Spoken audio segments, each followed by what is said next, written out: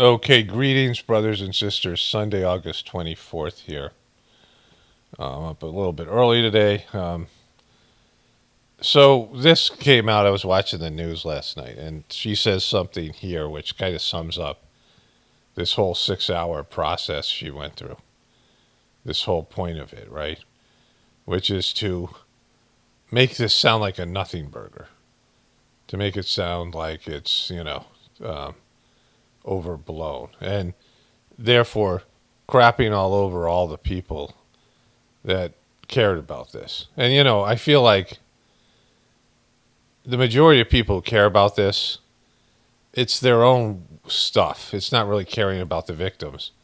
People aren't seeking out the victims. Like, the victims could all be celebrities who would go on the internet. Some of the victims look kind of sus. They don't look legitimate, but maybe they are. I don't know. But, it's like the one girl seemed, I saw talking, and it just becomes a Gloria Allred Me Too type of thing. And so it's hard to really say. But the victims are the ones that, and, I don't believe in victimization like other people. Like, I believe your soul signs off on everything because of, what you need in this life and what you've done in a past life. And so whatever you go through is part of God's plan. But that doesn't excuse the people who are doing bad shit, right? Who are, you know, hurting other people, abusing other people. Like, that's, they should be held accountable. But it's all part of God's plan, right? There's, not that God wants all these things to happen. It's that things have been done in the past that create, there's these things that have been done, that are being done. And, with egotistical pursuit and the freedom of choice of doing the wrong thing. And so there's, outcomes like this, deviant behaviors that go against God's will, which just cultivates, a need for a correction and an opportunity to correct oneself and to change your course over a series of lives to change what you're doing. And so we all have those choices. But, regardless of that, these guys are creepy people who do bad shit, and it shows a problem that humanity has to address. Like, sexual abuse of children is a fucking epidemic. I worked in 2 treatment centers, and I was married to somebody who suffered sexual abuse. 2 treatment centers were kids who had been sexualized in some way and then had acted out sexually. And now with the deviant pornography and the way these kids grow up with no morality and, all these things that these younger generations suffer from, being socialized by the internet and pornography and all this stuff. It's a plague of sexual deviance, right? Immorality is, the immoral trend, if any movement, like any spiritual movement, anything of significance, it's sexuality that is always the first step to immorality, because you have 2 powerful urges. You have 2 powerful natural things, with the natural urge to reproduce, which is overwhelming. It's made that way by nature, so there'll be proliferation of the species. An irresistible force of a need to create, and especially create life in a sexual, activity. So you have the pheromones and things that drive these, these compulsive urges for sexual activity. And there's a third thing with human beings, which I'll get to in a moment. And the second thing is the pleasure aspect. The pleasurable aspect of sex, right? So you have these 2 very powerful things. You have these pleasure centers in your system, and your pleasure your pleasure centers are tied to your sexual, expression. And so, like, when you think about things, that you have these binge mechanisms. If you see that, there's a old TED Talk. It's probably about 15 years old now, and it's not dated. I'm sure it's even more true today. And it talks about the binge mechanisms, right? And so you have a compulsion to eat sugar and fat. Like sugar is energy and fat, is also energy. Fat is, you have these two things that are not very available or prevalent in nature, right? And so there's, of course, milk, babies eating milk, which is, high in fat. But if you see animals that are natural animals, they're almost always gamey. You don't see a lot of fat on animals, things like whales, some of these other things, these animals that are in the Arctic area that develop this sort of blubber and things like this. But for the most part, animals are very bony, right? When you have a cow, the way we used to evaluate cows is there's a 5-point system. And, if it's a 5, it means that there's no ribs showing, no, like there's a flat back, there's no like bone sticking out like a spiny, these things, right? You see in like cows that are in the wild or, wildebeest and these things. And so most animals are very gamey. There's not a lot of body fat on them. And fruit used to be, for the most part, not very sweet. And of course, we have cane sugar, which even the cane sugar, like we are cultivating the juice of the cane sugar, but if you chew on some cane sugar, it's not that sweet, right? There's some sweetness in it if you get a sugar cane. And so we've cultivated these things to make things fatter and sweeter. And then, of course, there's artificial oils, artificial fats we developed, or, polyunsaturated, these, whatever these things are. And, we have an abundance of those things now. That's why people are obese. Because you have a binge mechanism that when you come across things like that, you devour them. It's natural because it's very rare in nature, sugar and fat. And so that's why you have these impulse items and this whole thing that's happened, because we've developed these things that are, there's a biological program inside of you to consume these things when you get them. And sex is another thing like that, where there's a binge mechanism. And now with, pornography and these things, it triggers all this stuff, the way that sexuality is viewed, right? Because the compulsion for reproduction. And so there's this element of that. And then it turns into deviant forms with people's ability to think and to, their minds become, obsessed with things, whether it's, whatever people's choice of addiction is. That's why there's so much obesity, there's so much unhealth, because people start, eating when they're not hungry and eating things, just all of the stuff we know. And then with sexuality, even more so. And so you get these elitist people, and they are just indulging all the time. And this is why you get a person like Jeffrey Epstein. And so in that, let's listen to this part here. Massages where there was sex going on during them, or things like that. And I'm obviously asking this because that's what what everybody has said. And when you just described what it was like, the very next step from that is everybody's going to Vegas for the weekend, and so it seems kind of far-fetched to say that yes, that was his lifestyle, but then when he's taking groups of folks to the island or groups of folks to New Mexico or whatever, that they're all going to church in the morning while he's getting a massage. I hear you. I was there. So he's trying to minimize it, right? He's trying to minimize it that he enjoyed these massages with these girls. But all those other people, Clinton and Trump and all these other people, knew nothing about it.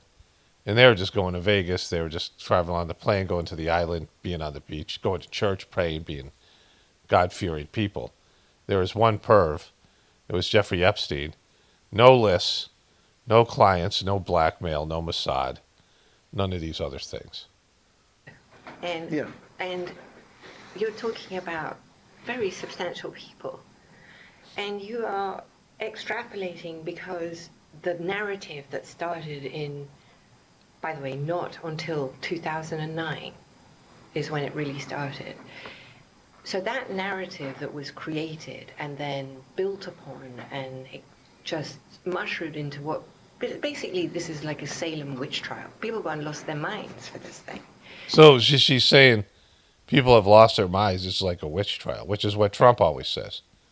It's a witch hunt. It's a witch hunt. There's a witch trial. The actual Salem witch trials, I believe, were about women who owned property. and they wanted to take it from them. There are things like this that actually happened that came from conservative Christian, bullshit and things that were not what Jesus wanted. They did the opposite of what Jesus wanted. But she's comparing those things that were, these women who were burned at the stake and thrown into the water, and if they drowned, they were innocent, and if they survived, they were witches. This kind of thing, right? Or whatever it was. So she's saying that all these people, all these Trumpers who believed in all this stuff, they made it up. There's crazy conspiracy theorists who took one pervert, Jeffrey Epstein, who was her fucking, like she was married to the guy. Like she's trying to say there was no client list, that she wasn't out there recruiting girls, and she wasn't doing all these things. All these victims that came out and said she threatened their lives if they said anything, and they sexually abused her, right? The girl whose dad, she introduced Prince Andrew to Jeffrey Epstein, and he slept with this underage girl, Virginia Giuffre, who got $12 million from Prince Andrew. That none of that shit happened. That this is all made up in people's mind, and there was vast amount of elitist people indulging in underage sex with these girls at these islands and these things. And some of it is bullshit. Some of it is QB bullshit. Some of the stuff that's been said. And the QB's got a hold of this and the whole fucking Q thing, which was these dumb fuck QBs that just made things up. And then there was all the disinformation that was there. They were given this stuff. The Q drops were intelligence community stuff, working these people up into a group of frenzied people. But it's not all bullshit, because Jeffrey Epstein was busted. There's all these victims, all these young women that were 15, 16 years old, that were giving massages to him and other guys, and he was busted for sex trafficking. And there was all this stuff, all this evidence that went away because people with power, either they were involved in the sexual activity, and or intelligence community, CIA and Mossad, made it go away. And so there was him being busted, and then not only did he get immunity from future prosecution, but all of his clients did as well. And so there had to be clients. And then, this thing came back out and came back up, and these girls were dissatisfied with the way he was treated. Their lives had been wrecked. And there was lawsuits that were settled, things like this. And then all of a sudden, Ghislaine Maxwell, he dies in prison under very suspicious circumstances. Nobody thinking, that it's for sure a slam dunk suicide. Most people believing he died of something else. And she gets busted for participating in this. And there's all these girls that testify against her. And so Trump and his personal lawyer, Todd Blanchett, who's the second in command at the fucking Justice Department, they're pushing this agenda like after all these people, all these right-wing people said, we're going to reveal the lists, and we're going to make sure we get all these elitist motherfuckers who are sleeping with, having sexually abusing kids. We're going to get these motherfuckers. And you had all these people, Pam Bondi and Kash Patel and Dan Bongino and all these other people, Donald Trump Jr., J.D. Vance, all coming out and say they're going to do this. They're cultivating this narrative. And then they turn around and say there's nothing fucking here. And Trump, there's reliable information that Trump was told that his name was on these lists. They were on they were all over this place. Because of course it was, because he was best buddies with Jeffrey Epstein for 20 years. And Ghislaine Maxwell says he's a kind and always a gentleman. And he's not only always a gentleman, because he thought he could just grab women by the pussies. He's bragging to Billy fucking Bush, of all people, right? And so, I covered this all in my last video, the first part of this. For those of you, the video that's up today on Sunday, August 24th. But, all these things, right? And so they're trying to make this into nothing. And they're saying to all you people that believed in this, you're full of shit. and you're crazy conspiracy theorists. But we worked you. We fucking cultivated this narrative, and we told you what you wanted to hear. And now that we're elected, we're going to pardon this innocent woman who's, this. Let's go back to this. Who's involved in some kind of witch hunt. Trump has always been anti-victim because Trump is a victimizer. So these women have accused him of rape, his ex-wife, all these people. And so, let me go back here too. 4607. So we got to go here. Here. 2009 is when it really started. So that narrative that was... Wait, go back a little bit farther, the witch hunt part.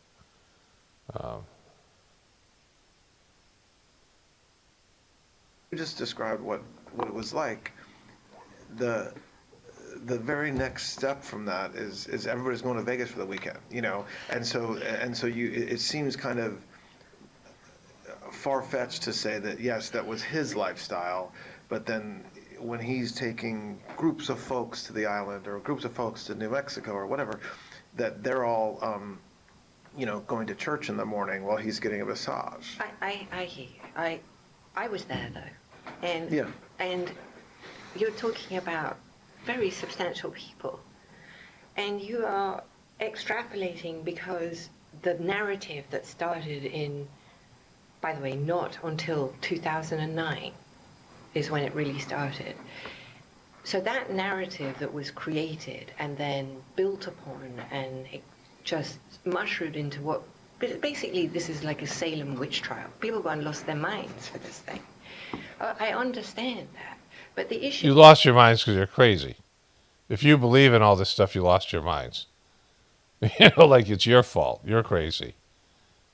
Is how do you satisfy a mob who can't understand the lifestyle because it's like P. Diddy in Redux on TV with Clinton. Can't you guys a mob? She's calling all you people mobs, right? Like everybody, you're a fucking mob, right? This is what this guy's cultivating. They're releasing this thing, but they knew it wasn't going to play well. You dumb fucks, hey, you dumb fucks out there, you guys are a mob. And you guys don't understand our lifestyle. The lifestyle of the elite and the rich and famous, what we're, the kind of privileges we have, the way that we can treat the rest of you because... And drunk. I mean, it's bananas. And while some of it is real, he did do those things. I'm definitely not disputing that. But this was a man, he didn't even believe he had a real business. I happen to believe he did. Did he grip? I don't know because I wasn't really in his business. But this is a one man. He's not some. They've made him into this. He's not that interesting. He's a disgusting guy who did terrible things to young kids. You're not going to hear me say... You were with them for years. They were like married. And all these girls said that you were the worst of the two people. You recruited them. And Virginia Giuffre, who eventually would be sexually abused by Prince Andrew, get a settlement, and then commit suicide, in air quotes. She got Jeffrey Epstein. She was at Mar-a-Lago wanting to be a masseuse, and her story was Ghislaine Maxwell came up to her. And we'll find that story when we're done with this. Ghislaine Maxwell came up to her and said, oh, you want to be a masseuse? Well, you could be a masseuse right now for a billionaire. And fly around with him and do all these things. And she took her in the back and gave her a massage. You want to learn about massage? And then sexually abused her while she was giving her a massage. She was like 16 years old. 15 or 16, whatever, working at Mar-a-Lago. Because Trump hired these young girls, because Trump talked about how he liked to hire young women who were, were all these things. If I still have that video clip, I'll put that. I probably did the whole compilation at the end of my last video. But, she's saying that everyone who believes this is full of shit, crazy mob, doesn't understand the lifestyle. She said this guy was a creep, and she was, living with this creep for years. They were like a married couple that, she procured young women for. What he did to people who are over the age of 18, I'm sorry, I'm not going to go there. That's just not what I'm here to. I mean, Okay. But to suggest that Larry Summers or Clinton would suddenly go, oh my gosh, this is like a guy, I'm going to get my body rubbed and have some sex. The men that went and had a massage and maybe did something sexual? The men. I wasn't in the room. I cannot tell you if that happened. And if it did, I never paid for that. Just so that we're clear. Nobody ever said to me, oh, we had sexual intercourse and that's if it was a three. I'll be like, okay, TMI. No, not my business. You want to? It's just not. And I didn't want to know. So maybe there's that. I didn't want to know. So, she's trying to absolve herself here. But I mean, calling this a witch hunt. There's the witch, right? But did I think these guys were coming for that? I really don't. If you met Epstein, there is no way that this cast of characters, of which it's extraordinary, some of you in your cabinet, who you value as your co-workers and would be with him if he was a creep or because they wanted sexual favors. A man wants sexual favors, he will find that. They didn't have to come to Epstein for that. Now, okay, I don't know. I wasn't there. I didn't She wasn't there. She doesn't know about it. She's innocent. Why has she got a pardon already? I mean, why is she even in jail? So Trump is anti-victim. If you hear Trump, he's always on the side of the abuser. Like he talked about how Paula Jones was a fucking nightmare or whatever he said about her. And then all these people that accuse him of stuff, he's always anti-victim. He's always like there's some conspiracy to get great men. And, like how it's all lies about him. And so, that's going to be his posture. He identifies with Epstein and, these people, the powerful men, the elitists. He's an elitist. Trump is as elitist and as much of a wannabe elitist. He's an elitist who is wanting to be in a club that they don't want him in. And so he's the worst kind. And he's somebody who has these sexual proclivities. And so let's see if there's anything else here. I want to wrap this up. Yeah. So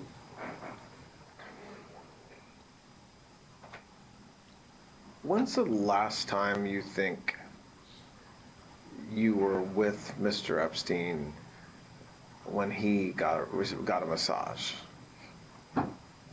I want to say 2007. 2007? Yes. So she was with him since the 90s.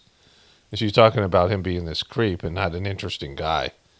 And yet he was like her husband. I mean, she was, rumored to be his handler, right? And so think about who is this audience here? I mean, it's obviously the Trumpers. So he wants to take the Trumpers who maybe not really into Epstein stuff, who want to, believe in Trump. And maybe this woman isn't as bad as people say because Trump and her are buddies and she says how kind he is. And they were, maybe Trump and maybe she's got a bad rap and Epstein was the only one. And let's put this behind us and, let's back our president with tariffs. But everybody else thinks this woman's a monster. Democrats and their Me Too stuff. And now the fact that Trump is being dragged into this thing, the Democrats are now changing their mind on Epstein, right? It's now a thing for them in the liberal media. And all the people who are Epstein people, they're going to be dissatisfied with this. They're going to say you're trying to turn this woman into a fucking, an innocent. She's like saying she's victimized by this, that she's a victim of this mob of people who got into these conspiracy theories about some creepy guy that she didn't know what he was doing, neither did anybody else, like the Clintons and Trump, who have already proven to be scumbags with women. Trump cheating on his wife in the Oval Office with an 18-year-old intern. That's a scumbag, right? Like a fucking guy, weird shit, weird fucking stuff. And Donald Trump, weird stuff, and then all these other guys. And all of them. But like she's trying to say, all right, this is all just made up by fucking people who just are crazy conspiracy mob-like people that are too stupid to know how rich people live, right? And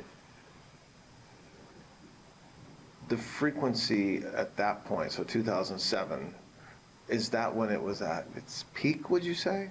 Meaning the number of interactions he was having daily with women and masseuses. So I wasn't really in his life. I happened to be in the Caribbean in 2000. I was with Ted. Okay. And I was still speaking with Epstein because I was still involved in his, loosely with his, the houses and the staff and some of the billing. All right, so we see where this is going. Let me show these other things here. So this is from 3 weeks ago. Sigrid McCauley was Virginia Giuffre's lawyer, and she joins me now. It's great to have you in the program. I really appreciate you joining us. First, I just want to ask you the same question that my colleague Hallie Jackson asked the family, which was just your reaction to hearing that exchange in Air Force One with the president when he talks about Epstein stealing people. He doesn't like when they steal, and then someone asking specifically about Ms. Giuffre and him saying, "Oh yeah, I think it was her." How did that strike you? I think it was really jarring. I mean, you saw the family and how upsetting that can be. The loss of Virginia is very real. It's very recent. And she was a champion for these survivors. She was somebody who went up against pure evil, Ghislaine Maxwell and Jeffrey Epstein, and took them down. And it took her years to do that. So I think sort of the flippant nature of that comment, wasn't well received, as you can imagine, because everybody's just so raw right now, missing her and, wishing that had never happened. What kind of toll did it take on your client to wage this battle for as long as she did? I was sort of looking back through research. I'm hoping this is the one I covered this before. It's a video I watched and covered, but maybe the lawyer talks about what she thought about Ghislaine then. So let's see if that happened here. Justice, but it really is tremendous. We had the settlement for a class of survivors just this past year against 2 financial institutions with significant remuneration. The fact that she was brave enough to stand up and say, this has to stop, this should never have happened, but I'm not going to stop working until we put them in prison. And that's exactly what she did. And now, of course, we're watching in slow motion the lawyer for Ghislaine Maxwell essentially, without saying it, asked for a pardon. The number 2 at the Department of Justice, including the man who was the president's former criminal lawyer, interviewing her for 2 consecutive days. The president saying he hadn't thought about a pardon, which is things he said before about other people he's given pardons to. What does the specter of a possible presidential pardon for this woman mean for you? It would really be, in our history, the most significant travesty of justice. I mean, this is a known sex offender of young children, and the president would be allowing her some form of reduced sentence, or even worse, letting her out. I mean, it just simply cannot happen. The American public has to rise up and do what's right and say, we will not allow this. She is pure evil. She hurt many, many young lives. I mean, the 4 young, brave souls who gave testimony during that criminal trial were just a fraction of the hundreds and hundreds of young girls that she victimized. Those were just the minors, but there were girls just a few days shy of 18 who she similarly ruined lives. So this is somebody who perpetrated crimes for many, many years. She should not see outside the walls of that prison. So remember when she was being interviewed by Todd Blanchett, we now have heard. She was basically saying that one part was, I'm not talking about anybody who's over 18. So like that weird distinction people have, because if you're 17, if you're 17 years old and you're one day away from your 18th birthday, or you're 18-year-old on your birthday, there's not that much of a difference. Like there's no, there's not so much a difference between 16-year-old and 19 years old, right? I mean, there's significant, whatever. When you're talking about 50 and 60-year-old men, being with a girl who's just barely legal, I mean, the whole thing's fucking creepy, right? This is what the distinction. Like, there's some law, but in the law of morality, it's all fucking creepy, right? Like, it's all creepy. And so, I mean, this is her cultivating young women that Jeffrey Epstein liked to be in his stable, and her pimping these girls out and grooming them, like, made her the worst of the two people. There's a lot of talk about, transparency, the release of the files.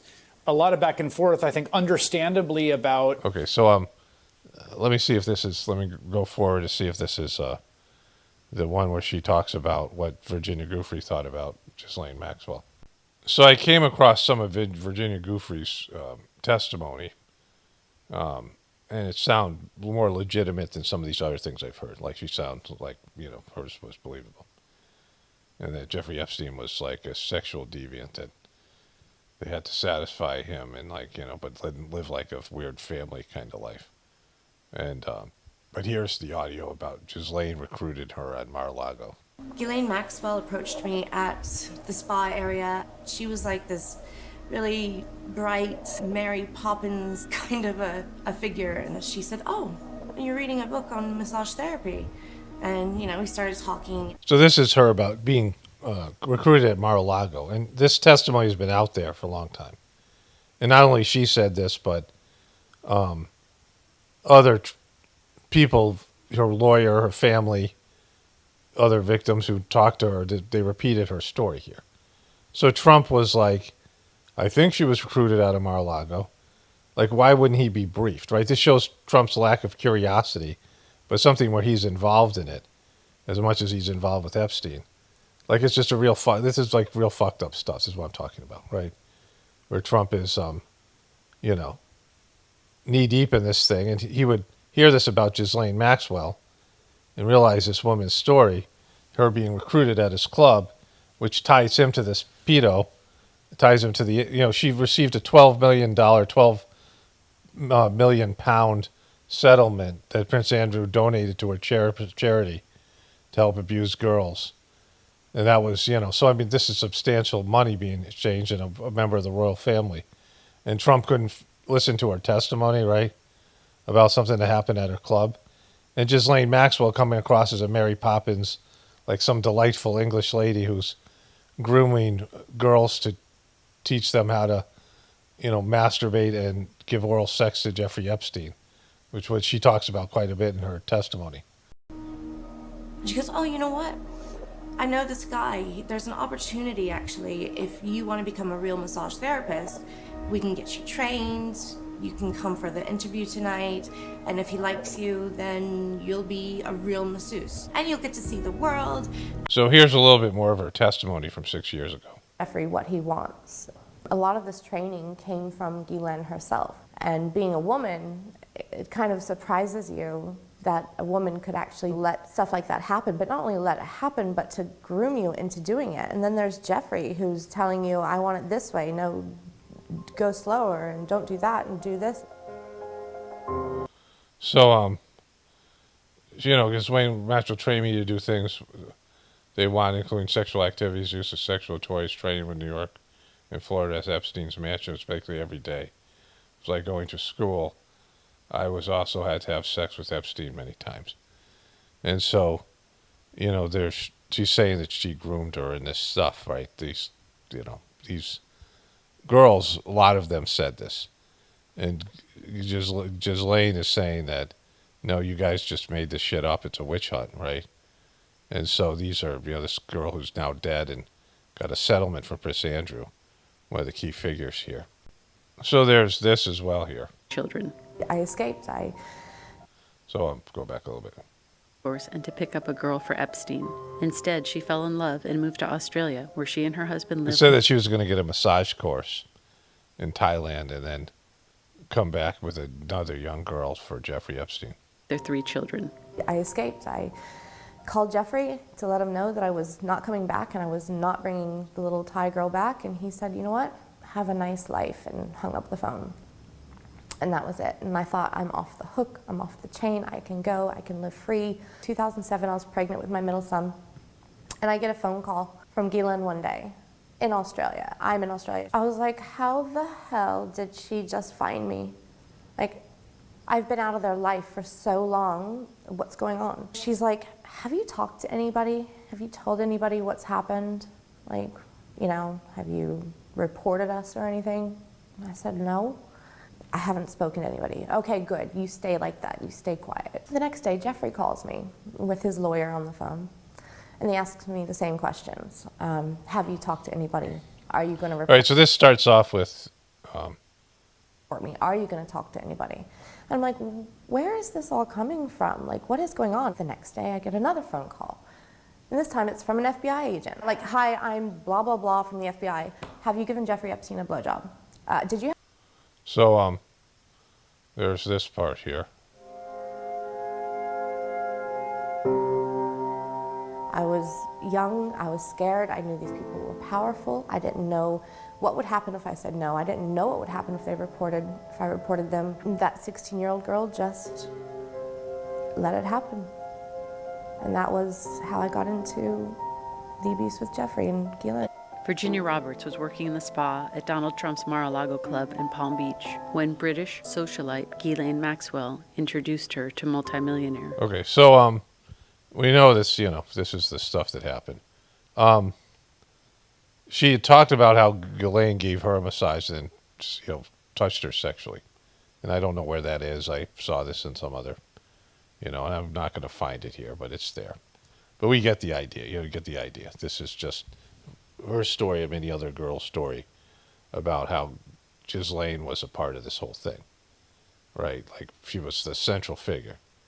And now Trump wants to pardon her, right? Trump is rolling this out where it was a 6-hour, her trying to say that this was a nothing burger and blown out of proportion and she had nothing to do with it, right? And, you know, only a small segment of the Trump voters will hear this, and maybe they won't even listen to it, but they're the ones who want to put all this behind them because they just don't want to ever think about Trump in this way. Because they're fucking dumb fuck delusional, self-delusional people or, you know, whatever. But, you know, this is who Trump is. Let me see if I find this other video here. Okay, so I look for this video clip, and it's no longer available. So that should tell you everything you want. It's something that I just showed you. I have the clip here. Let me show you the clip that I copied before. So here's the clip that this video was taken down.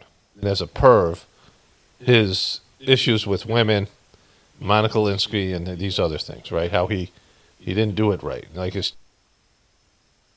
Here, let's go back. She's like a world-class beauty, like the young lady who just asked a question about the actress. She's so beautiful. And my people came, she said, look, Mr. Trump, she has no experience.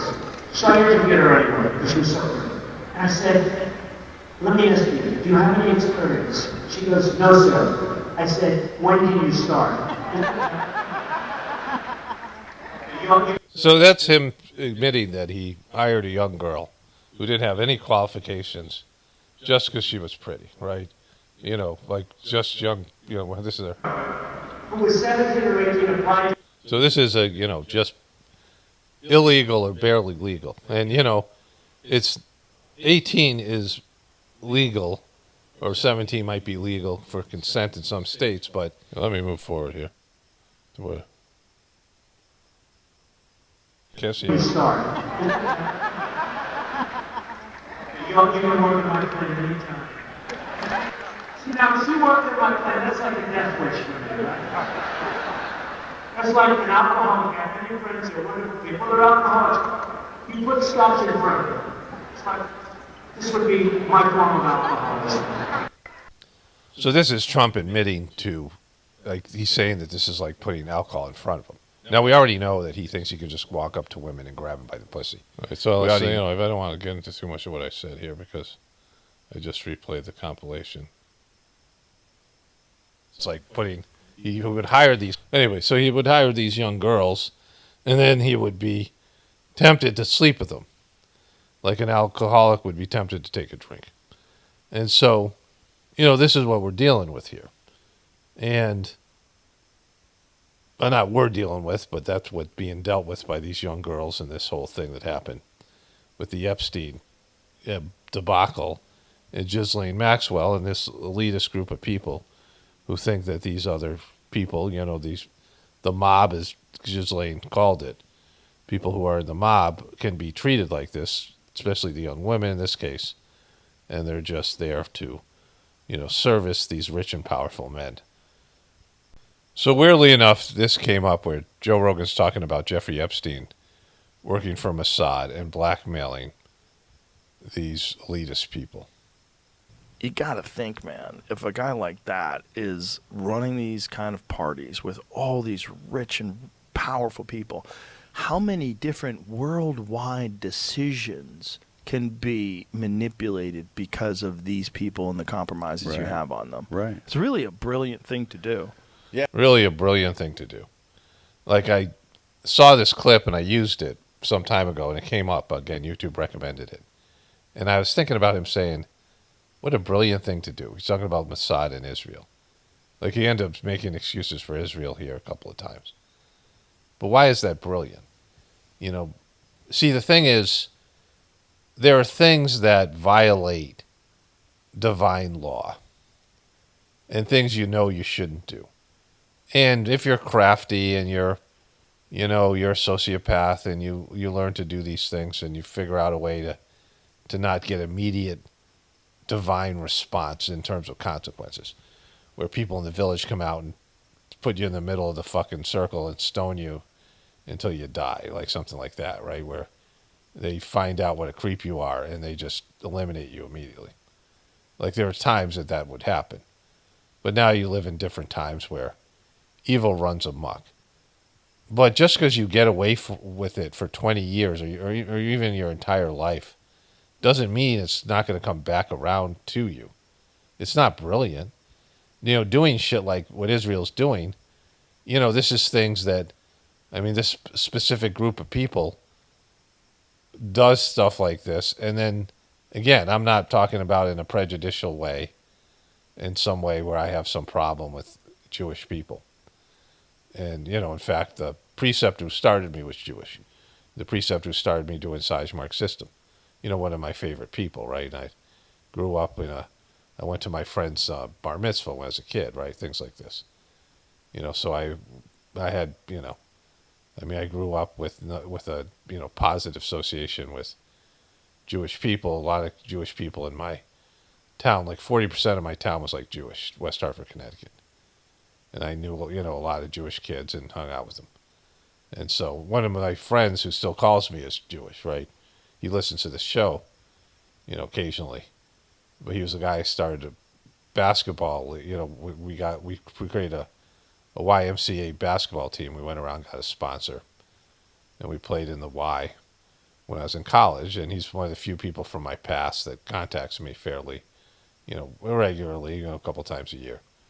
And so this isn't me like being mad at Jewish people and all these things, but there's a behavior that's been exhibited by these so-called Zionists that has pissed people off in country after country, right? These kind of behaviors, they always come back at you, either as a people or as a person, as a soul.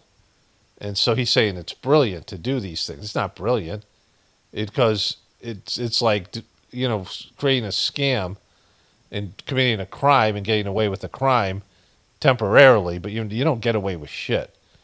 Everything that you do is recorded like on your soul in the form of these samskaras. And when you come back into life, you have to deal with it. Everything that you do, it has to be dealt with in the future. You're just fucking over some future version of yourself. It's not brilliant. It just fucks everything up, and it causes all these catastrophic issues by acting deceptively. And I'm not talking just about these people, because we know the CIA and these other groups do it as well. The MI6, all these intelligence community, all these governments. It's far beyond one group of people. But every time you do shit like this, the consequences and the effect on the overall system, because you go against divinity, you go against truth, right? Which causes, any lies, any deception, it reverberates and causes more issues and more grossness and more deviation from the purity of the divine order of things. From an intelligence perspective, Yeah, it really is, man. And like this, the way that the world is shaping out now, and this like rise of Jew hate online is, and I think a lot of it's bots. You know, I think it's coming from every angle. You know, I think it's probably a. All right, so then they get into this other part. But you know, this is all part of the thing, right? Mossad being a part of the Ghislaine Maxwell, Jeffrey Epstein story, and then them having the power to squelch it, and Trump being subservient to these people. You know, the Mossad Israeli Wall Street people, that he is, allowing Israel to perpetrate these crimes in Palestine. I mean, this is all part of that. The Epstein thing is directly related to what's going on in Palestine right now. And so that's the kind of shit that, comes out. It's not fucking brilliant, right? So I want to change pseudolos, but just a different little thing here. Thank you, Lemon Nation. Don Lemon reached 800,000 subscribers. His channel is going well. This is probably the most dumb fuck out there, and there's lots of dumb fucks. But he's one of the worst. And he's not getting better, he's getting worse. Like, I make fun of Jen Psaki because she's so stiff and so mechanical and really badly. She's not, there's no flow to the way she talks. But she's starting to get more comfortable as she's gotten better. People find an audience and they're able to sort of, find their voice. It happened with Larry O'Donnell, is that what his name is? Whatever his name is. The Hammer guy, Lawrence O'Donnell. He really was stiff and he didn't have a voice, he didn't have a show. And then, after some time, they put together a show. They have a voice, they have an audience. Don Lemon hasn't done that. He hasn't figured things out. He's just totally clueless. But he's still gaining dumb fucks, like he's got his own set of dumb fucks, right? Let me show you a clip that demonstrates this. But he's at 800,000, and YouTube is pushing him out there. Every day, YouTube recommended this to me. I watch Don Lemon to mock him, and every day they send me at least 2 or 3 more videos of him. And I don't watch all of them. Some days I don't watch any. And every day there's a Don Lemon video that YouTube is recommending. Like it's fucking crazy because he's so bad. So Don Lemon gets, here you got 35,000 views for Ghislaine Maxwell video, 11,000, 24, 65, 31, 8,000, 17, 122,000. Hot takes, Gavin Newsom destroys MAGA again. 9,000, usually 7,000, whatever. But YouTube is pushing him out there. And I don't know how many of these views are fake or how many of the subscribers are fake. But like I said, he's one of those channels that they recommend all the time. And they're just pushing stupidity. There's people out there that YouTube's algorithms favor. And, Candace Owens is another one. Tucker Carlson, they're getting love. So-called, Joe Rogan, a clip with him. They are being pushed out there. And they are saying things similar to what we say. I mean, they might say something similar to what I say and other people say. But their videos get recommended because they're chosen. They're part of this. The algorithms have gotten good at... her story isn't over. This week, Monique Kamala's story isn't over. This kind of bullshit, right? And Howard Stern canceled. Just stupid shit. Virginia Giuffre was more than Jeffrey Epstein's victim, lemon drop.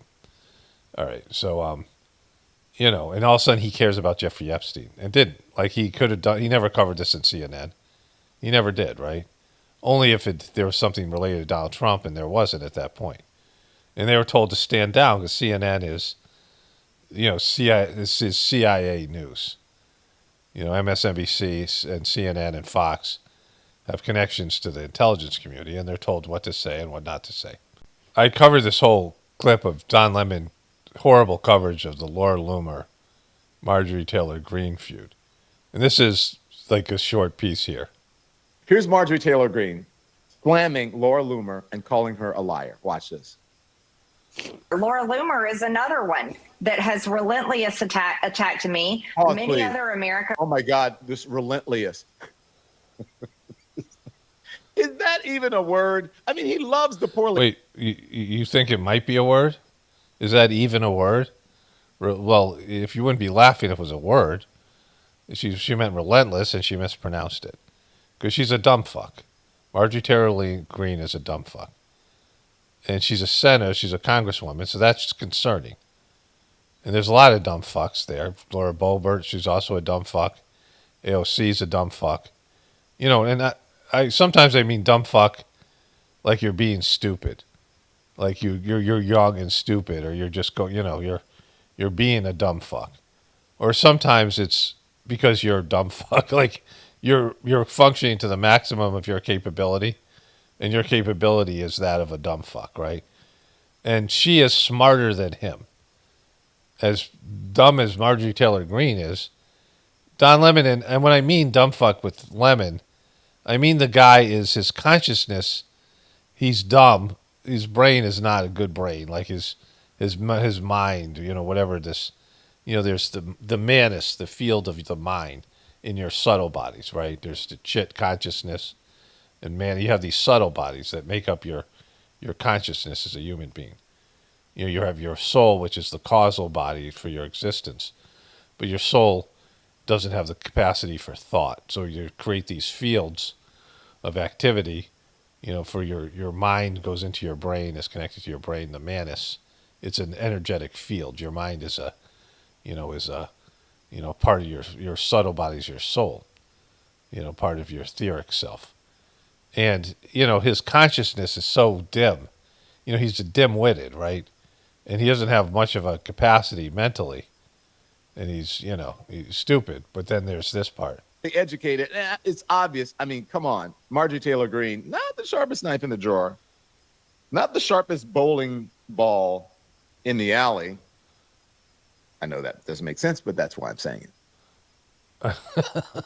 Why would you say that? I don't understand a bowling ball reference to stupidity. Like, I don't remember it. Like, the sharpest knife in the drawer, you're just saying stupid shit, cliched stuff. But then you go off on your own and you start trying to make a bowling ball which is fucking round, sharp. A bowling ball is heavy. It's dense. And so if it's just him being stupid. Like, he says stupid shit like that all the time. But he's trying to mock her for being stupid, And mockery is a big part of the internet, right? You to be successful in this genre of videos, we all mock, right? And I'm good at mocking, which is not a higher developed characteristic or quality.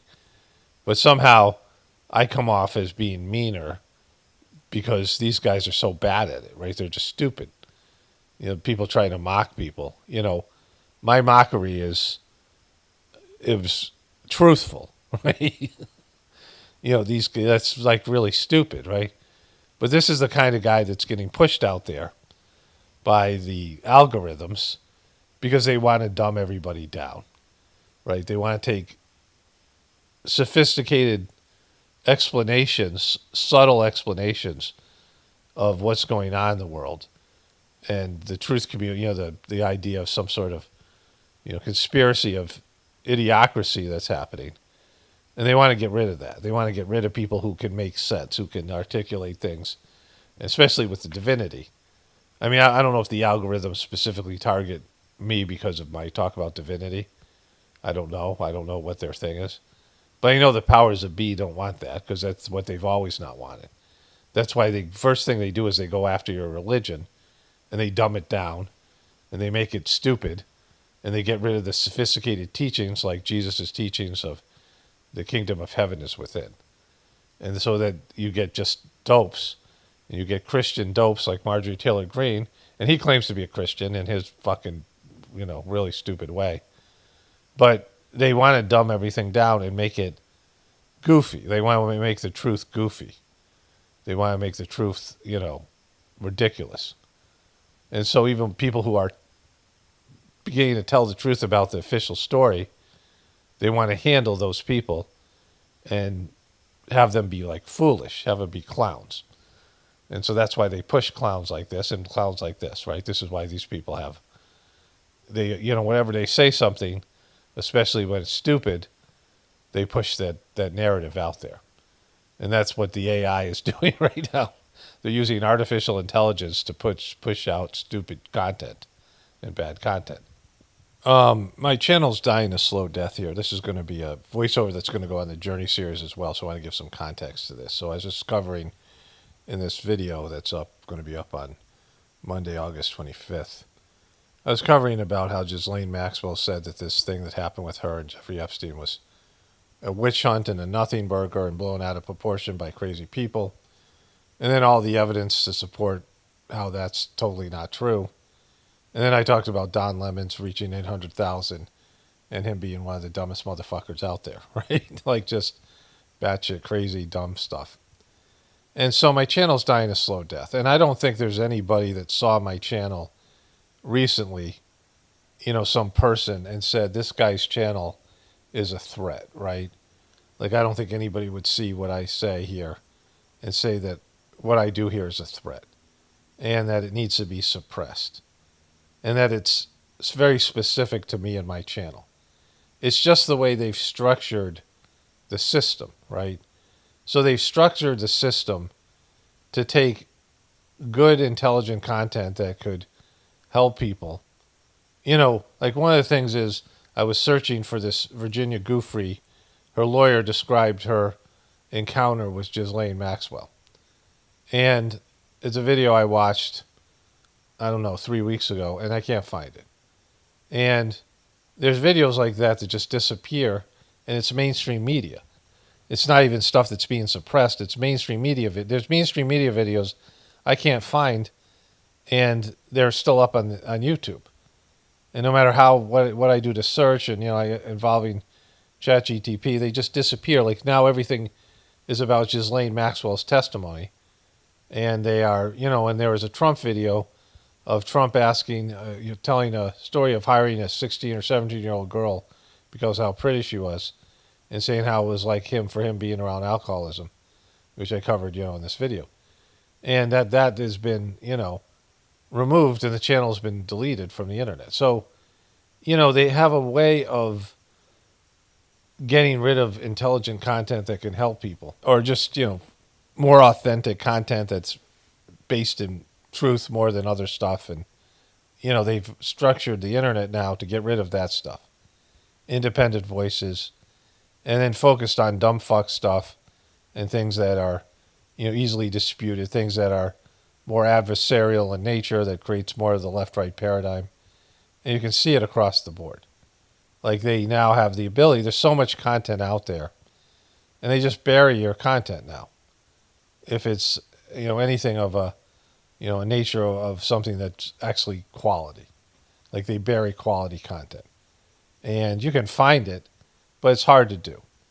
And the stuff they recommend to you is always dumb stuff. Like, very few times do I get a quality video of somebody, saying something that's quality. Things that are life-affirming. And I could pretty much tell you that the powers that be don't understand the Sajmarg meditation. And YouTube will recommend spiritual stuff, not good spiritual stuff, but, people like Sadhguru and these fake posers, right? But they're not against that kind of thing. But the algorithms work in such a way that, evil has things that are going against the will of God. And, they have nothing to worry about because, I've said this over and over again. I mean, they're paranoid because, evil is paranoid. When you go against the will of God, I mean, whenever you're doing the wrong thing, you become paranoid because deep down that God is watching, and the forces of divinity are now working against your current course of action. That you've done the wrong thing, and you start feeling guilty and ashamed, and you know that there's going to be a correction, but you're resisting the correction, and so you just, you'll know it's coming, and so you become paranoid. And so they're paranoid because the correction's coming. But is it going to come from the people until the people don't have their distractions? When people's lifestyle is reduced, there's no water, there's no food, there's no electricity, there's no internet, any number of these things. then you have to worry about the people. Then you have to worry about the mob, especially in America, a heavily armed mob with military personnel embedded in the population. You know, people who used to be in the military are part of the population. And then you have a problem, right? So, you know, but up until that point, they have nothing to worry about because from the people. They have a lot to worry about from God because their system and their way of life is coming to an end, right? Because it has to. But they're not consciously pushing back against my spiritual stuff. Like it's because it's ineffective. People don't want to hear it anyway, and they don't even understand it, right? The people who run the system. And yet the algorithms work against it. You know, work against all these things, all these real truths. Because they want to dumb down people, give them dumb shit. They want people to be stupider. They want people to be weaker, more immoral. They don't want real stuff. They don't want, you know, if it's truth or stuff, they want stuff that's, you know, it's either stupid or it's emotionally charged and it's divisive. And so that's where we are as a culture. And you can see it. Like it just, you know, and they're pushing this to the extent that they'll just use algorithms to eradicate, to make invisible content. And people will be like, oh, you know, where'd that guy go? I used to listen to him all the time. But people will be too stupid to actually find me, you know, like they'll just get more and more dumbed down and more pacified. And so, like, it's just becoming something like that. Like, I notice my view count just keeps on slipping. I'm having views under 2,000 now. You know, it was around 4,000 to 6,000, and there'd be some 7,000, 8,000 views in there. It used to be 20,000, 15,000 on average years ago. I mean, 100,000. I had videos with millions of views, right? So, you know, then they changed the algorithms and they did all these things, and you know, they made you change the titles and made you, you know, pander to their, not pander to them, but adhere to their fucking community guidelines and all these things. And now they've kind of get rid of all this stuff, but the AI can work in such a way just to hide your content. And so there's channels out there and content out there that's just, it's not censored. They don't delete the channel. They don't delete the video, but they just hide it. And that's happening more and more. I mean, Elon Musk was talking about that too. He was saying that he doesn't censor people, but he just hides their content. Like, you know, they were complaining about Elon Musk allowing racism and things like that, but he said nobody sees it. It's on X, and you can find it if you're, you know, you do deep searches into the, you know, if you're looking for it, but everyone else who isn't doesn't see it, right? So what difference does it make? Because it's effectively not even there, right? For the majority of people, it's invisible. And so that's where we're at. There's just invisible content out there, and that's, you know, the quality content is becoming more and more invisible. And then the shitty shill content or, you know, inflammatory content or all the stuff that it pushes their agenda is being pushed forward. And they've been doing that for some time now. And that's why this thing is going the way it is. And, you know, people are just pacified and don't have a plan on how to figure out what to do about the Epstein thing and the Ghislaine Maxwell. And, you know, they react, but there's no avenue for their being pissed off about something. Voting doesn't work. Protesting doesn't work. So there's no way to fix it. And even if they, you know, I mean, the most that anybody can ever do is take a system down that's cancerous, that's dying of its own depravity. But building a new system, that takes, you know, something beyond the average dumb fuck, you know, the average people's ability. Like, I couldn't do it. You know, creating a new system with spirituality as its base. I mean, I understand the spirituality part. But how that works is, you know, it's a lot harder to build a good system. And then when you have flawed people, deeply flawed, messed up, crazy people, that's almost impossible. And so, you know, a turnaround is going to take some time.